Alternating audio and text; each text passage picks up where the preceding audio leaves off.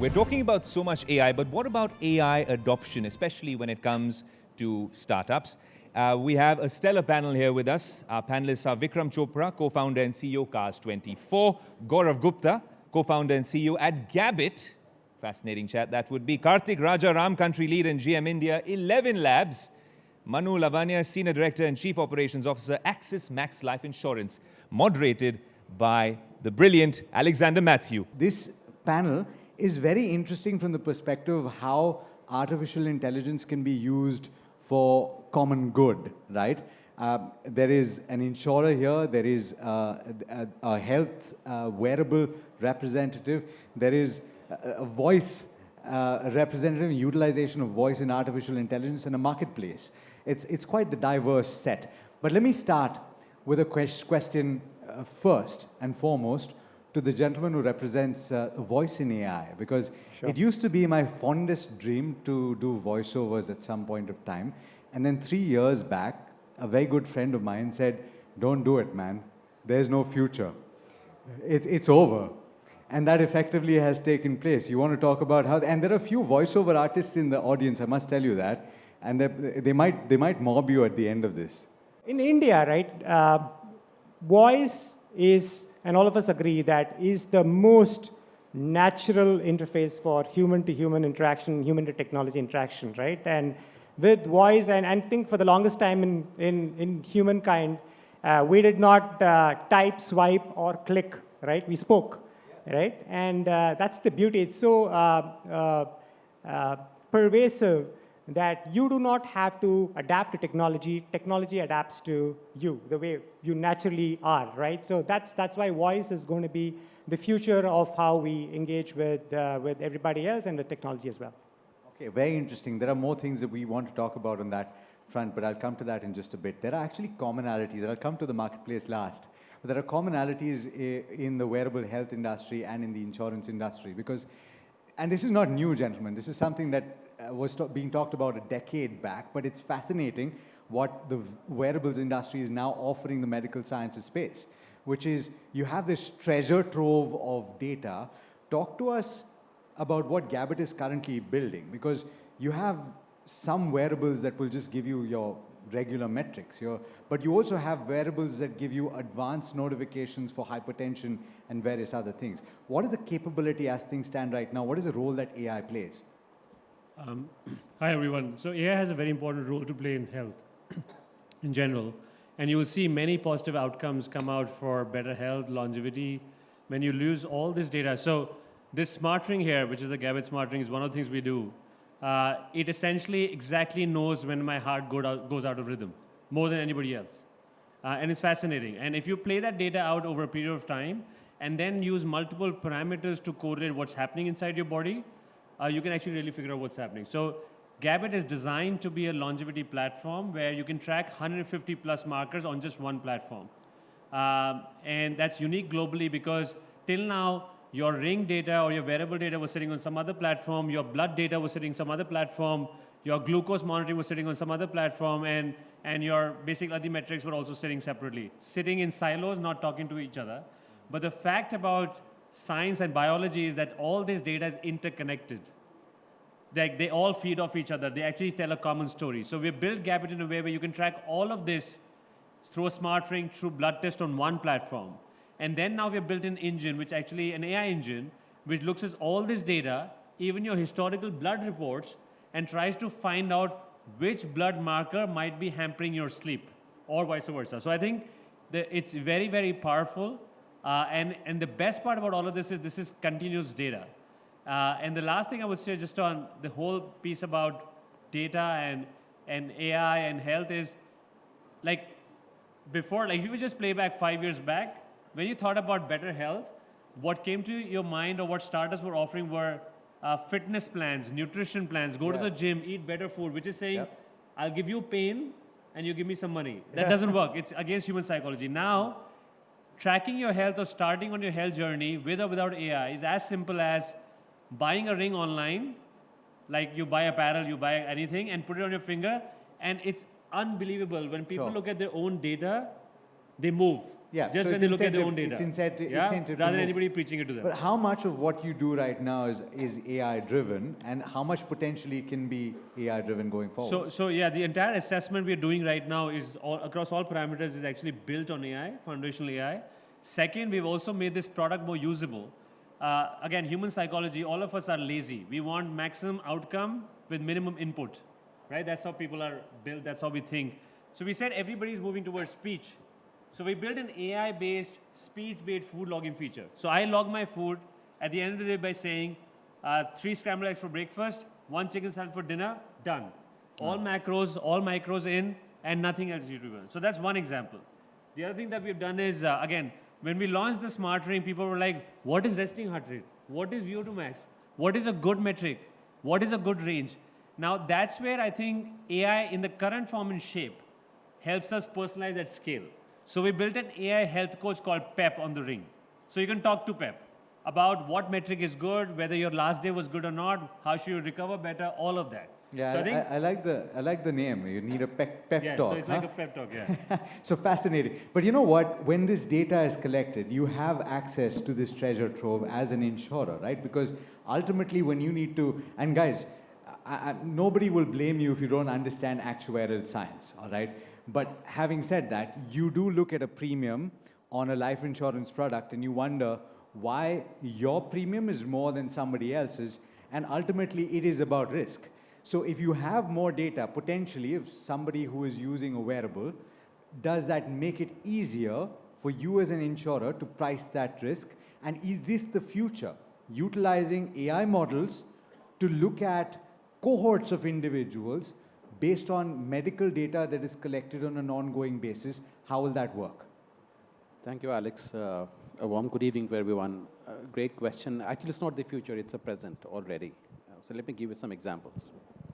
So when you're looking at proliferation of, for example, life or health insurance in India, the challenge is how do you find the next cohort that you can price the risk very, very specific to that cohort? That's a challenge. Everybody is exhausted salaried population. We know how to underwrite salaried population. There's a very clear, attachment of mortality to age, to income levels, very well defined for salary levels. What about self-employed? And the moment we start expanding into the Bharat, because right now the penetration of life insurance, for example, in India is just 3.7%, right? And we are looking by 2047, if you have to insure everybody, the question is what data do we utilize to make sure we can use it as a surrogate for underwriting lives? Where will that data come from? It will exactly come from these devices. So let me give you some examples of what's happening today. Yeah.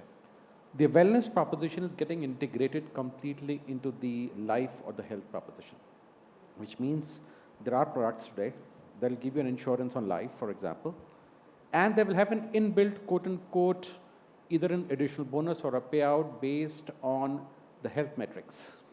The products exist today. So a very sharp integration of wellness ecosystem and insurance ecosystem. And platforms like Gabit, for example, the type of data that comes in, it will provide humongous opportunity for us to underwrite lives in dimensions that were not possible before. That's one. The second part, when we look at this entire data and the veracity of it, even today, there's data like, for example, thermal imaging of face nerves to predict morbidity.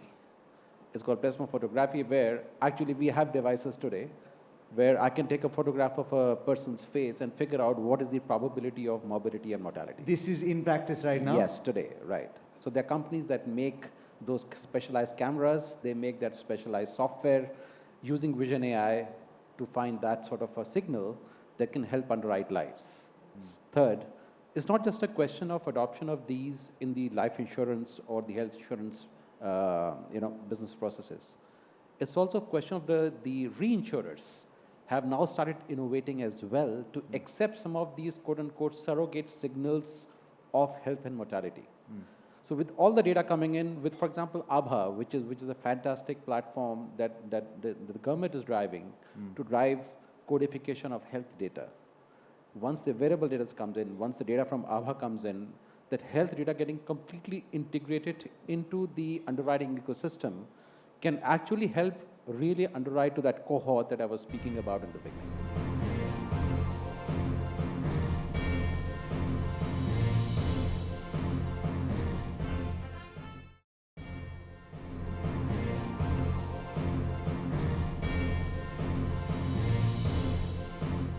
Thank you for your patience, and I appreciate it. But let me ask you this. We've had conversations through the day about how easy it is becoming to create platforms and to create user-facing services through application or website. The question to you is, as a marketplace, one, how do you leverage artificial intelligence? And how do you fight against replicability? And how do you stay relevant? Is it through building trust? Is it through making a mark early? How do you do that as a marketplace? Yeah, thank you. So as a marketplace, I think internally we are talking continuously that let's be extremely cynical because the way we work is changing extremely rapidly. Today we are using AI pretty much in every function. So wherever we, for example, we are doing calling, I think we partner very deeply with 11 labs, and I think 20-30% of our calling has already moved to agents. And you know, now earlier we used to think of call center employees like headcount. Now we think of number of agents that we have used to talk to the customer. So that's getting fully automated. But even across marketing, finance, HR, for example, all the interviewing, the first 2-3 rounds are all being done by AI. Wow. Right? And video calls, right? The video calls are being done with an agent, right, who you can see and feel that you're talking to somebody on the other side. All of that, like just yesterday, my team told that even the culture round has now been moved to AI. So for marketing, all the content, copies, on the fly, right? The AI is deciding what content and what creative will do better and is able to test. Are you able to judge the efficacy of this though? We have seen that that actually our funnel of, like, if we were interviewing 100 people, we can now, feed that AI to decide how strict or how lenient we want to be. Interesting. With humans, you can only give them some instructions, right? Here, you can actually dial it up and down to say that I want a funnel where I convert 2 out of 100 or I convert 15 out of 100, right? So in last, until a year ago, at any point in time, we are an organization of around 6,000 people. Mm-hmm. We used to have, give and take, 1,000 roles open. Today, it's 0. I would actually argue it's negative, right? Mm-hmm. Our engineering team, not too long ago, was almost 600 people. It's come down to 200. Just a few weeks ago, my team gave me a demo of a platform that they said would take them 3 months to build, and a team of at least 6 or 7 was built by them over 3 weekends with no human beings. But I want to talk about corporate conscience, and I want to talk about an alarm bell that was raised just on this platform short while ago, right? Which is, and I'm using the words not necessarily applicable in all situations, but people use it to describe it. Move fast and break things. This is the way that corporates have approached adoption of technology. But the question has to be asked. For example, Deviyon aur sajno, bahut bahut dhanyawad aapka. You know who I'm talking about? Now, if a voice platform utilizes this voice and changes it by a couple of registers, you will still know who I'm talking about. What is the ethics, or what is the the conscience behind that? I think that's a great question. So I think when we talk about AI, obviously we talked about the great things that happen, but clearly there's a possibility of a lot of evil that can happen. When we think about this at 11 Labs, we essentially look at 3 things, and that's not an afterthought. It's trust, transparency, and traceability, right? You got to build all of those things into the platform, the guardrails and things like that. Like things like watermarking, provenance, fingerprinting, all of that needs to be built in, like consent-based voice cloning. You spoke about it, like it happens, deepfake happens. So you got to make sure the platform in itself is able to kind of get the consent before you do voice cloning or voiceovers and things like that. So that is a very essential part, because if you got to drive, see, AI, the models are going to get better. There's going to be incredible capability that comes out. But to drive adoption, you got to make sure there are these guardrails and governance mechanisms in place to kind of make sure that it is done in a way that is not harming society, but is only augmenting the capabilities. Are regulations required right now? Copyright laws are very old. Do you think that... Regulations are absolutely required, and it's going to come through a process of co-creation through private-public partnership. Absolutely, yes. Okay. It's required. Fantastic. Okay, let's talk about the health industry. And guys, any one of you can jump in because ultimately you're talking about, in certain cases, sensitive data. And people, sometimes there's an afterthought, will think, hey, you know, I don't want everybody else to see that information. How do you go about safeguarding that? Because ultimately you are going to be playing a role as a safeguard of that data after a point. So yeah, I think the philosophy has to be very clear. Our philosophy is that the user is in control of their data. So we build everything around that. I'll give you a small example. 2 months into the building Gabit, there were a lot of requests for gifting Gabit. So kids in New York wanted to gift Gabit to parents in India because they don't stay with them. They're guilty of not staying with them. They won't track their health. And guess what? As soon as we launch a gifting flow, what would happen?